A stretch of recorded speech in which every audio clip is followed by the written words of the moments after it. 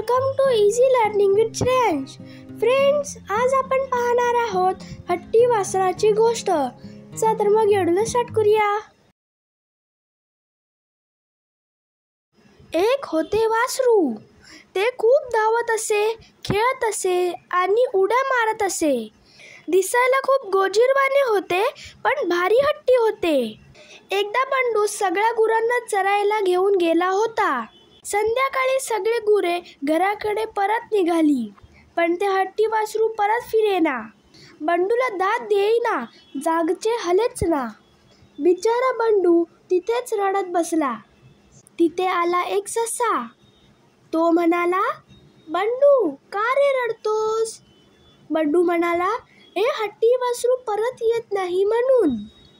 ससा गेला वासराकडे आणि म्हणाला, ए वासरा, घरी जा. वासरू म्हणाले, मी नाही जाणार, मी इथेच गवत खाणार. ते ऐकून ससाही बंडूजवळ रडत बसला.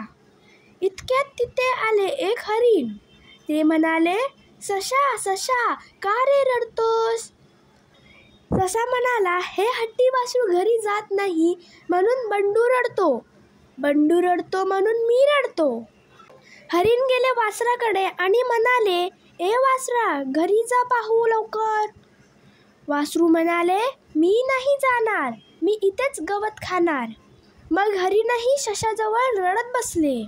मग तिथे आली एक गांधील माशी. गू गू करत ती हरणाला म्हणाली, हरणा हरणा, का रडतोस रे? हरीण म्हणाले, हे हट्टी वासरू घरी जात नाही म्हणून बंडू रडतो. बंडू रडतो म्हणून ससा रडतो आणि ससा रडतो म्हणून मीही रडते. गांधील माशीने केली एक युक्ती. ती गेली वासराजवळ आणि त्याच्या कानाला कडकडून चावली.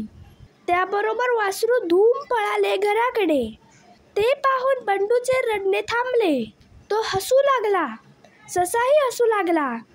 हरीण सुद्धा हसू लागले आणि गांधील माशी गू गू करत हसत सुटली आणि निघून गेली.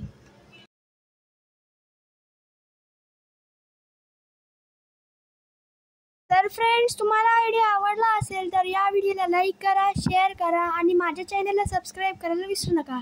Thank you friends and bye bye.